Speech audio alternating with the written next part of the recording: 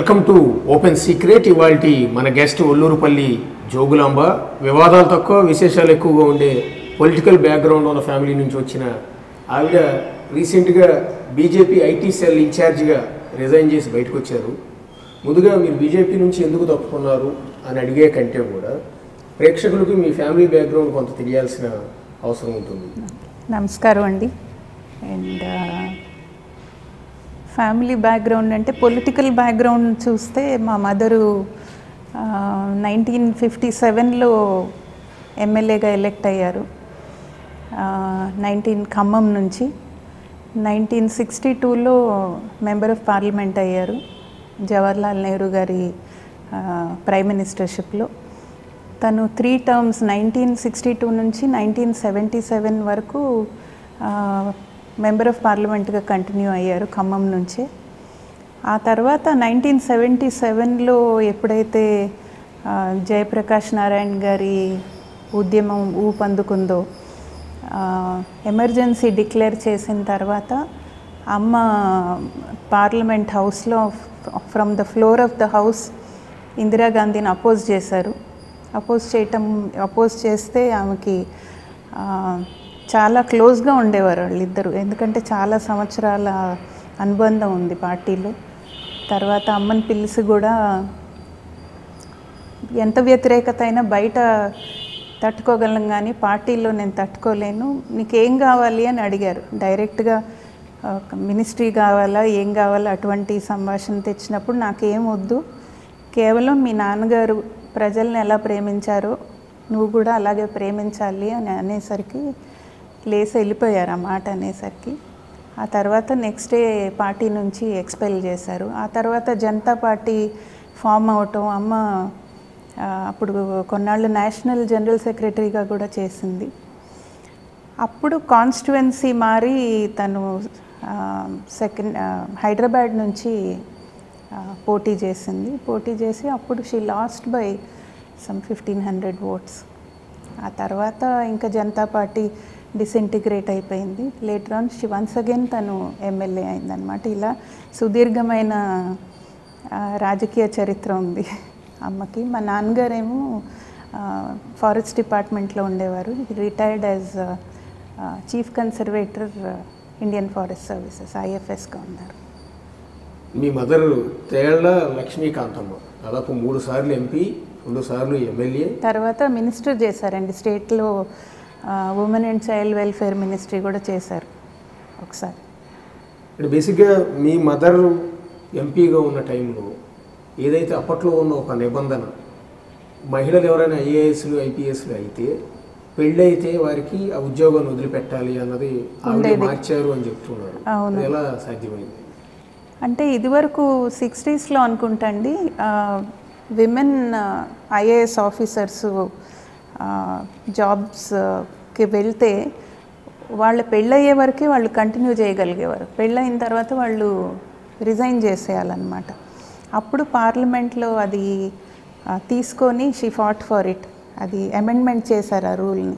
తర్వాత అంటే ఇంత పొలిటికల్ బ్యాక్గ్రౌండ్ ఉంది, హషామషి వ్యవహారం ఏం కాదు. 3 సార్లు ఎంపీ, ఒక మహిళ, ఆ రోజుల్లోనే 2 సార్లు ఎమ్మెల్యే, ఫ్రీడమ్ ఫైటర్ కూడా ఉండి, ఇందిరాగాంధీకి అత్యంత సన్నిహితురాలు, ఎవరైతే జవహర్లాల్ నెహ్రూతో కలిసి పనిచేసిన అనుభవం. ఇట్స్ ఏ గ్రేట్ అచీవ్మెంట్ అన్నట్టు. అలాంటి తల్లి కడుపును పుట్టిన మీరు రాజకీయ రంగ ప్రవేశం చాలా లేట్గా జరిగింది అనుకోవాలి. అసలు రాజకీయాల్లోకి వెళ్దామని నాకు అసలు ఆ థాట్ లేదండి. ఎందుకంటే నాకు మొదటి నుంచి కూడా స్వశక్తితో వ్యాపారం, ఏదో ఓన్గా మన కాళ్ళ మీద మనం నిలబడాలి, మన ఎకానమీకి కాంట్రిబ్యూట్ చేయాలనేది ఒక స్ట్రాంగ్ ఫీలింగ్ ఉండేది. నాకు బిజినెస్ మీద ఇంట్రెస్ట్ ఉండేది మొదటి నుంచి కూడా. అయినప్పటికీ నేను ఢిల్లీలో చదువుకున్నాను. ఢిల్లీ యూనివర్సిటీలో బీకామ్ ఆనర్స్ చేశాను నేను. స్టూడెంట్ డేస్లో నాకు బీజేపీ వాళ్ళ యూత్ వింగ్ ఏబీవీపీతో I was inspired by Atal Bihari Vajpayee ji, ఆయన నాయకత్వం ఇంప్రెస్ అయ్యి నేను అప్పుడు స్టూడెంట్ లైఫ్లో ఏబీవీపీలో జాయిన్ అయ్యాను. ఎమర్జెన్సీ అయిన వెంటనే యూనివర్సిటీ ఎలక్షన్స్ వచ్చినప్పుడు అరుణ్ జైట్లీ గారు నన్ను ఢిల్లీ యూనివర్సిటీ స్టూడెంట్స్ యూనియన్కి జాయింట్ సెక్రటరీగా నిలబడమని చెప్పారు. మా ప్యానెల్లో విజయ్ గోయల్ ప్రెసిడెంట్, విజయ్ గోయల్ ఇప్పుడు సెంట్రల్ మినిస్టర్గా ఉన్నారు కదా, రజత్ శర్మ ఆప్కి అదాలత్ ఆయన సెక్రటరీగా ఉండేవారు, సునీల్ మిత్తల్ అని వైస్ ప్రెసిడెంట్, నేనేమో జాయింట్ సెక్రటరీ. మా ప్యానెల్ గెలిచింది. నాకు అప్పుడు జస్ట్ 17 years అనమాట.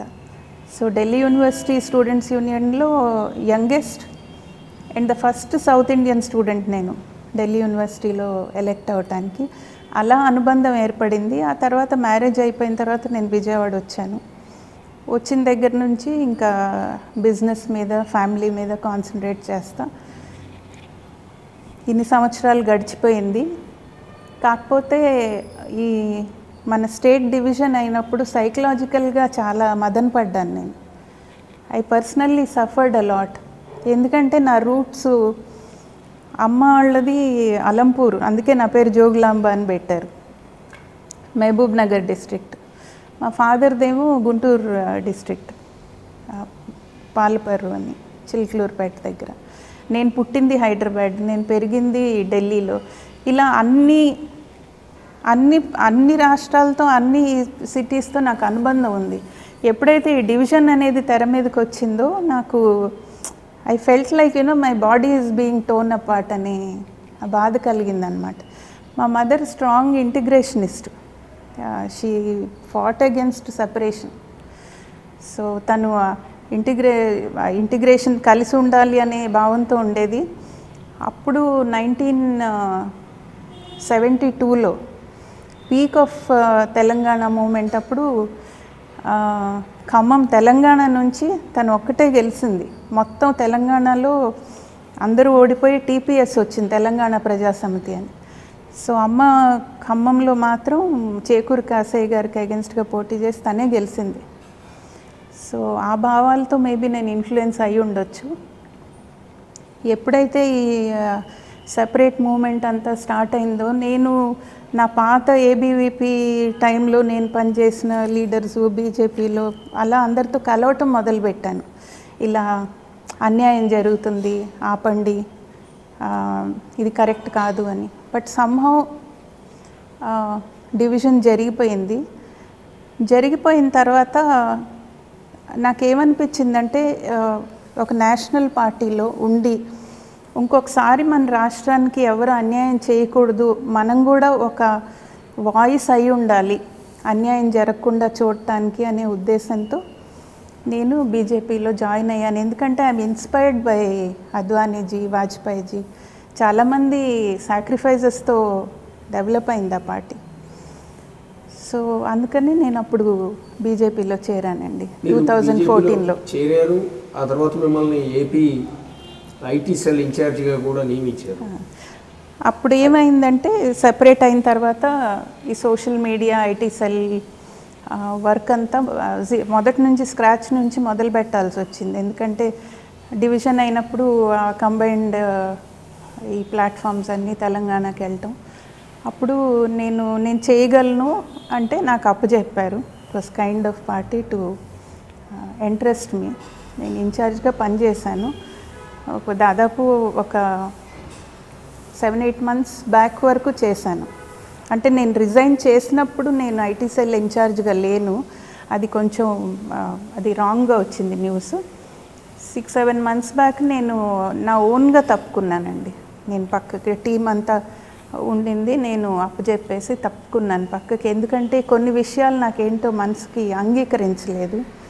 అందుకని నేను పక్కన తప్పుకొని సైలెంట్గా ఉన్నాను అన్నమాట. అలా ఎవరైతే సిద్ధాంతాలతో ఏకీభవించి నచ్చి చేరిన భారతీయ జనతా పార్టీని వదిలిపెట్టి రావాల్సిన పరిస్థితి ఎందుకు వచ్చింది? చాలా బాధగా ఉందండి నాకు. I'm very pain to leave the party. It's a great party అండి, there is no doubt about it. కాకపోతే ఇక్కడ ఆంధ్రప్రదేశ్ విషయం వచ్చేసరికి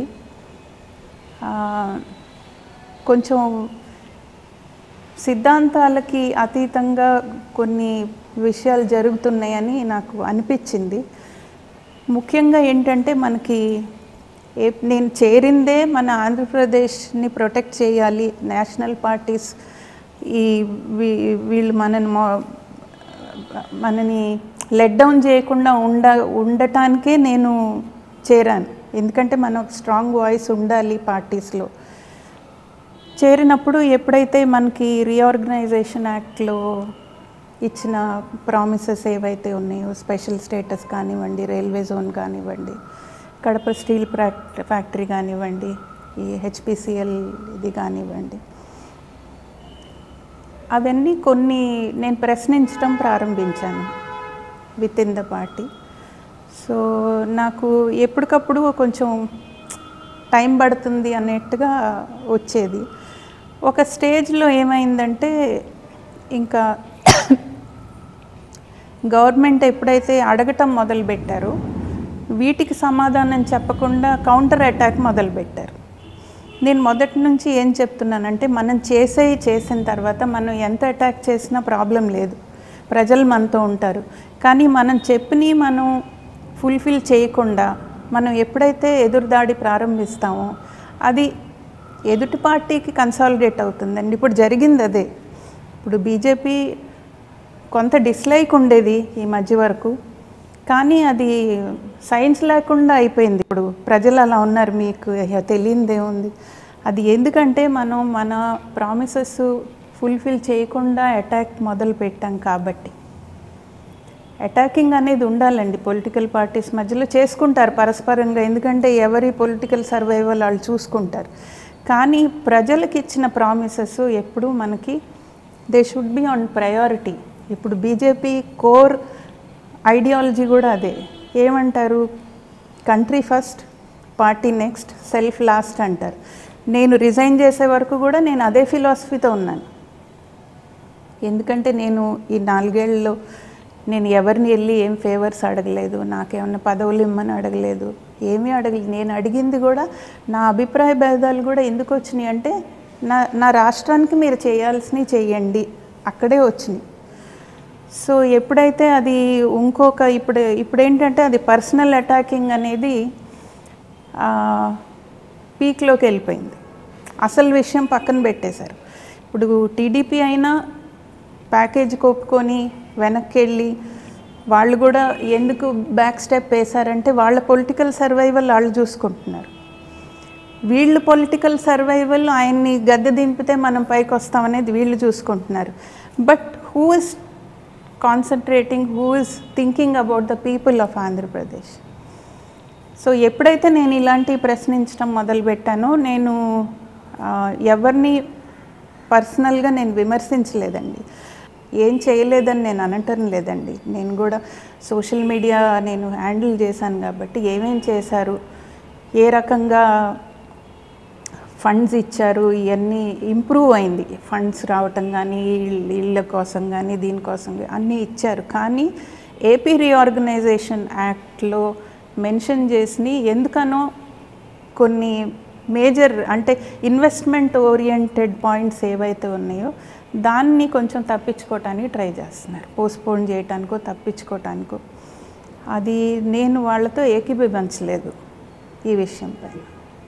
అంటే మోడీ ఆంధ్రప్రదేశ్కి కేవలం మట్టి నీళ్లు తప్ప ఇంతవరకు ఏమీ ఇవ్వటం లేదు, ఏమీ పట్టించుకోవట్లేదని ఏపీ సీఎం చంద్రబాబు నాయుడు పదే ఆరోపిస్తూనే ఉన్నారు. పర్టికులర్గా పోలవరం లాంటి ప్రాజెక్టుకి ఆంధ్రప్రదేశ్ ప్రభుత్వమే సొంత డబ్బులు పెట్టి ప్రాజెక్టు నిర్మాణం చేపట్టుకోవాల్సిన పరిస్థితి, రీఎంబర్స్మెంట్ కూడా సరిగా చేయని పరిస్థితి, రాజధాని నిర్మాణానికి డబ్బులు ఇవ్వకపోవటం, కడప స్టీల్ ఫ్యాక్టరీకి నిధులు ఇవ్వకపోవటం, విశాఖపట్నం రైల్వే జోన్ లాంటివి ఇవ్వకపోవటం, ఇవన్నీ చూస్తుంటే ఏమనిపిస్తుంది మీకు? బేసిక్గా బీజేపీ ఆ సిద్ధాంతాలను వదిలేసిందని అనుకోవాలి. ఇప్పుడు ఒట్టి మట్టి నీళ్లు ఇచ్చి వదిలిపెట్టారనేది నేను ఏకీభవించడం లేదండి. చేయాల్సినవి చేశారు, చేయవలసినవి చాలా ఉన్నాయి. అసలు ప్రామిస్ చేసినవి చేయవలసినవి చాలా ఉన్నాయి. అవి ఎందుకో అవి డిలే చేస్తున్నారు. మరి దాని వెనకాల ఏమైనా పొలిటికల్ ఇంటెన్షన్స్ ఉన్నాయో మరి ఇంకొక రకంగా కూడా ఆలోచించవచ్చు. ఇవన్నీ చేస్తే ఇప్పుడు సీఎం స్ట్రాంగ్ అయ్యి మళ్ళీ వస్తారు. ఇప్పుడు మెయిన్ ఎజెండా ఏంటంటే ఈయన్ని వాళ్ళు గద్దె దింపాలి, ఆయన్ని వీళ్ళు గద్దె దింపాలి. This is the main agenda right now going on. So అక్కడ పట్టుదల వచ్చేసరికండి ఇంకోటి డిలే అవుతుంది అనేది ఏదైతే ఉందో, ఎప్పుడైతే రిలేషన్షిప్ స్టేట్కి సెంటర్కి బాగాలేదో అన్నీ డిలే అవుతాయండి. ఇక్కడ ఏంటంటే కొంచెం నెక్స్ట్ లెవెల్లో ఉంది. ప్రత్యేక హోదా ఇస్తామన్నారు, 5 ఏళ్ళు కాదు 10 ఏళ్ళు అన్నారు. ఆ తర్వాత ప్రత్యేక ప్యాకేజ్ అన్నారు. కోర్స్ ఏపీ సీఎం ప్యాకేజ్ ఒప్పుకున్న మాట వాస్తవం. కనీసం ప్యాకేజీలో చెప్పినట్టుగా కూడా నిధులు ఇవ్వకపోవడం, బడ్జెట్లో నిధులు కేటాయించకపోవడం వల్లే మేము బయటకు వచ్చాము అనేది తెలుగుదేశం పార్టీ చెప్తున్నమాట. మీరు ఆ పార్టీలో క్రియాశీలకంగా వ్యవహరించిన ఒక నేతగా దాన్ని యాక్సెప్ట్ చేస్తారా? కొన్ని చేయలేదండి, కొన్ని చేశారు, కొన్ని చేయలేదు. మెయిన్గా ఏపీ రీఆర్గనైజేషన్కి సంబంధించిన వాటిపై కొన్ని చేయలేదండి. ఇప్పుడు ఒక కాంట్రవర్సీ, ఒక ఫ్రిక్షన్ అనేది మొదలైనప్పుడు ఓకే, లోటు బడ్జెట్ ఉంది, లోటు బడ్జెట్ దేన్ని బేస్ చేసుకొని ఇవ్వాలి అనేది, ఇప్పుడు రిలేషన్షిప్ బాగుంటే మ్యూచువల్గా మాట్లాడుకొని దాన్ని సాల్వ్ చేసుకొని ఓకే 7,000, 4,000, 5,000 ఒక డిసిషన్కి వచ్చి క్లోజ్ చేయొచ్చు. ఎప్పుడైతే రిలేషన్షిప్ బాగాలేదో అసలు ఆ డిస్కషనే ఉండదు కదండి. ఇప్పుడు డిస్కషనే ఉండదు కదా, ఒక సఖ్యత, ఒక అండర్స్టాండింగు, ఒక డిస్కషను. ఇప్పుడు ఒక ప్యానెల్ వేయాల్సిందండి. వీళ్ళు మొదటి నుంచి వీళ్ళు చేసిన పొరపాటు ఏంటంటే ఒక సెంటర్కి స్టేట్కి కలిపి, ఇక్కడేదో స్టేట్ బీజేపీకి ఏపీ గవర్నమెంట్కి ఏదో ట్రై చేశారు, అది వర్కౌట్ అవ్వలే. ఎందుకంటే దాంట్లో సగం తిట్టుకోవటమే సరిపోయింది. Central government with state government ఒక ప్యానెల్ ఫామ్ చేసుకోవాల్సింది. That panel to review AP reorganisation act. అది జరగలేదండి. అందుమూలనే ఈయన 29 సార్లు ఢిల్లీ వెళ్ళటం కానీ ఇవన్నీ యాక్చువల్గా ఒక ముఖ్యమంత్రి వెళ్ళక్కర్లేదండి. ఆయన వెళ్ళాల్సి వచ్చింది ఎందుకంటే అక్కడ పనులు జరగట్లేదని వెళ్ళారు, మరి ఏంటో. బట్ వాళ్ళు కూడా అర్థం చేసుకొని ఒక కంబైన్డ్గా ఒక ప్యానెల్ లాంటిది వేసి కొంతమంది బ్యూరోక్రాట్స్ని, వాళ్ళని, మంత్రుల్ని వేస్తే ఇది బాగుండేది. అంటే యాజాఫ్లో మీరు అన్న ప్రకారం ఏపీకి విభజన చట్టం హామీలను అమలు చేయని బీజేపీ 2019 ఎన్నికల్లో ఏపీ ప్రజలు ఆదరిస్తారని అనుకుంటున్నారా? కనీసం గతంలో వచ్చిన సీట్లైనా బీజేపీకి ఈసారి గెలిచే అవకాశం? గతంలో ఎందుకు వచ్చినాయి అండి అంటే అలయన్స్ మూలాన్ని వచ్చినాయి. ఇప్పుడు గెలిచే అవకాశం లేదండి. ఇప్పుడు ఎలా గెలుస్తారండి? మనకి ఈ అన్ని సర్వేలు చెప్తున్నాయి కదా, పర్సంటేజ్ ఆఫ్ ఓట్ ఎంత ఉంది అని చెప్తున్నాయి కదా. ఓన్గా అయితే కష్టం అండి. బట్ మళ్ళీ ఇంకా ఏదన్నా పార్టీతో పెట్టుకుంటే తప్ప. కానీ నేను పార్టీలోకి చేరిన తర్వాత అండి, ఫస్ట్ ఎలక్షన్ కమిటీ మీటింగ్లో నన్ను మెంబర్గా వేశారు. అప్పుడు నేను ఏమన్నానంటే, మనం ఇచ్చినవన్నీ నెరవేర్చి 2019లో ఓన్గా ఒక శక్తిగా ఎదిగి మనం కలవాలి అనేది మాట నేనే చెప్పాను. అప్పుడు అందరు ఆశ్చర్యంగా చూశారు నా వైపు.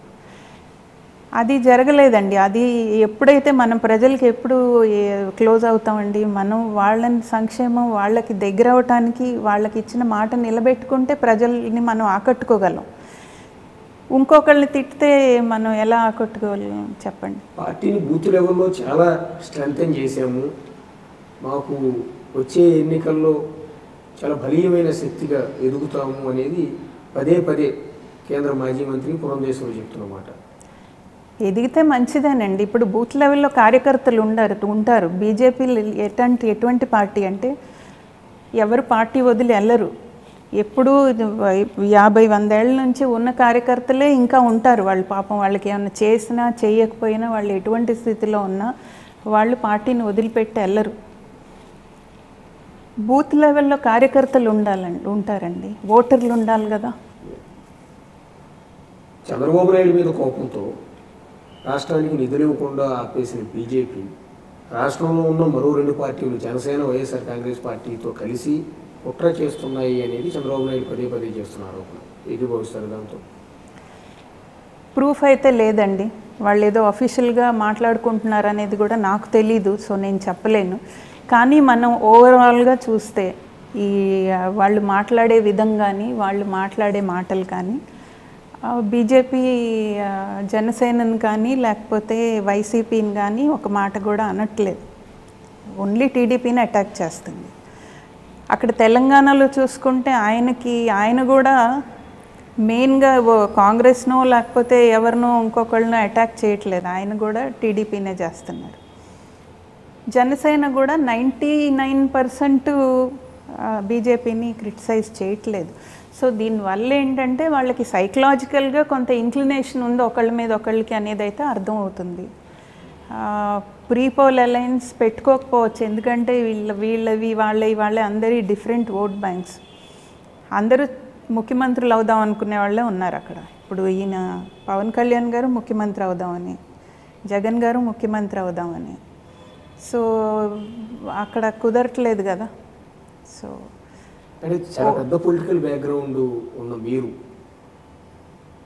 బీజేపీలో ఒక మంచి పొజిషన్కి ఎదగలేకపోవడానికి కారణం ఇందాక మీరు చెప్పినట్టు సామాజిక వర్గం కూడా ఉంటే? ఒకటండి, నేను వెళ్ళి రాజకీయాల్లో అండి ఎదగాలంటే లాబింగ్ చేయాలండి. అది నాకు తెలీదు, నాకు రాదు అసలు లాబింగ్. ఏదో ఇంకా లీడర్లు వస్తే వాళ్ళు వెనకాల తిరగటం, బొకేలు పట్టుకొని తిరగటం, ఎయిర్పోర్ట్లకి వెళ్ళటం, అవన్నీ నాకు చేత కాదు. నేను ఒక పని తీసుకున్నాను అంటే ఆ పనికి నేను న్యాయం చేశానా లేదా అనేది ఏది అసలు ఇంత కూడా నేను కాంప్రమైజ్ అవ్వకుండా చేస్తానండి కష్టపడి, అంతవరకే. కానీ నాకు లాబింగ్ చేత కాదు. సో అది లేకుండా పైకి రాలేమండి. సరే, పాలిటిక్స్ కాసేపు పక్కన పెడదామండి. బేసిక్గా రీసెంట్గా సుప్రీంకోర్టు నుంచి వచ్చిన ఒక జడ్జిమెంట్, మీ మదర్ కూడా మహిళా హక్కుల కోసం తీవ్రంగా పోరాడి ఏకంగా అప్పట్లో ఉన్న నిబంధనలే మార్చగలిగారు. సో ఇప్పుడు మొన్న శబరిమలకు మహిళలను అనుమతించాలని సుప్రీంకోర్టు చెప్తూ ఉంటే ఇదే బీజేపీ వెనుకున్న ఆర్ఎస్ఎస్ లాంటి వాళ్ళు ఇంకో హిందూ శక్తులు అడ్డుకుంటూ ఉన్నారు అక్కడికి వెళ్ళే మహిళలందరినీ కూడా. ఇప్పుడు కూడా చూస్తూ ఉన్నారు అక్కడ పోలీసులే ఎక్కువ మంది ఉండాల్సిన పరిస్థితి శబరిమలలో. దాన్ని ఎట్లా చూస్తారు మీరు? నా ఫ్రాంక్ ఒపీనియన్ ఆన్ శబరిమల ఏంటంటే అండి, ఈ టెంపుల్స్ ఈ కల్చరు ఎప్పుడైతే మనకి ఎస్టాబ్లిష్ అయిందో అప్పటికి సుప్రీంకోర్టు లేదు, పార్టీలు లేవు, మేబీ రిలీజన్స్ కూడా లేవేమో అప్పటికి. ఇప్పుడు ఆదియోగి శివుడు ఫస్ట్ ఆయన సప్త ఋషులకి యోగా నేర్పించినప్పుడు అప్పుడు కులాలు ఉన్నాయా, మతాలు ఉన్నాయా? ఏం లేవు కదా, ఎందుకంటే ఆయన సృష్టికర్త. ఇవన్నీ సృష్టి నియమాలు, దైవంతో పెట్టబడిన సృష్టి నియమాలు. దానికి కోర్టుకి court must respect the temple, the belief of the temple is my feeling అండి. ఇప్పుడు వాళ్ళు వాళ్ళు ఒక డిసిషన్ ఇచ్చారు, వెళ్ళొచ్చు అనేది ఇచ్చారు. స్టేట్ గవర్నమెంట్, సెంట్రల్ గవర్నమెంట్ ఎవరో ఒకళ్ళు దాన్ని ఫైల్ చేయాలి మళ్ళీ. They should file and explain all these things. మనం జ్యుడిషియరీ అనేది దీంట్లోకి రాకూడదు. ఎందుకంటే మన దేశంలో దాదాపు 12-14 టెంపుల్స్ ఉన్నాయి, మెన్ వెళ్ళకూడదు అక్కడికి. Men don't have any problem, they don't go. ఇప్పుడు నాకు శబరిమల వెళ్ళాలి నాకు ఉండదు, నన్ను అక్కడ ఓపెన్గా పెట్టినా కూడా నేను వెళ్ళను. Because I respect the tradition and the belief of that space. కానీ అక్కడికి వెళ్ళి కావాలని తృప్తి దేశాయ్ లాంటి వాళ్ళు కొంతమంది టెంపుల్ దగ్గరికి వెళ్ళి గొడవ చేయటం, మమ్మల్ని ఎందుకు అనుమతించరు అని పట్టుపట్టడం, ఆ తర్వాత ఒక ఉద్రిక్తమైన పరిస్థితి. కొన్ని వందల మంది పోలీసులు డ్యూటీ కూడా మాని అక్కడే ఉండి వీళ్ళందరినీ వెనక పంపించడము, వీళ్ళకి సెక్యూరిటీ ఇచ్చి పైకి పంపించే ప్రయత్నం చేయటము చూస్తూ ఉంటే ఏమనిపిస్తుంది? బేసిక్గా ఒక మహిళగా మీరు దాన్ని సమర్థిస్తారా? నేను అది రైట్స్ కింద భావించనండి. This is not something that is women rights కింద రాదు. It comes under respect of tradition which is above women's right. అసలు ఉమెన్స్ రైట్ అనేది కాదు ఇది. నేను ఇది ఉమెన్ రైట్ కింద భావించట్లేదు దీన్ని. ఎవరైనా సరే దీన్ని ఇంకా లాగి దీన్ని పొలిటిసైజ్ చేసి దీన్ని ఇంకా ఇలా చేసే బదులు somebody should represent back to supreme court and present చేసి చెప్పాలి, ఇలా దీన్ని రివ్యూ చేయండి అని. వాళ్ళు కూడా ఈ మధ్య ఏదో ఇచ్చారు, we are willing to review this decision అని. అలాంటప్పుడు ఆ కాంపిటెంట్ అథారిటీ నుంచి they should file request to cancel that order. Next వచ్చేసి బేసిక్గా మీరు కేరళ లక్ష్మీకాంతమ్మ కుమార్తెగా చెప్తారా, లేకపోతే తెలుగులో అందరికీ పరిచయస్తురాలైన పాప్ సింగర్ స్మితాకి తల్లినని చెప్పుకుంటారు? ఏదైనా సంతోషమేనండి.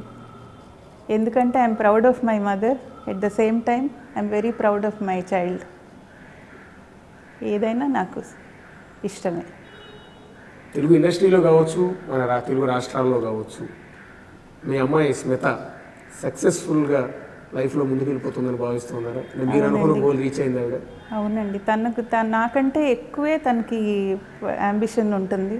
నాది కొంచెం లిమిటెడ్ అంబిషన్, అందుకే నేను కొంచెం సటిల్గా అలా ఉన్నాను. But she is very active. She has ambition to serve people. ఒక ఎంటర్‌ప్రెన్యూర్‌గా ఎదగాలని, తన కెరియర్ గురించి అన్నీ కూడా స్పందిస్తుంది. తనకి బాగా స్పందించే హృదయం ఉంది. స్పిరిచువల్గా కూడా బాగా ఇవాల్వ్ అయింది తను. సంతోషం. అంటే స్మిత కూడా రాజకీయాల్లోకి వచ్చే అవకాశం ఉందా అనేది నా ప్రశ్న.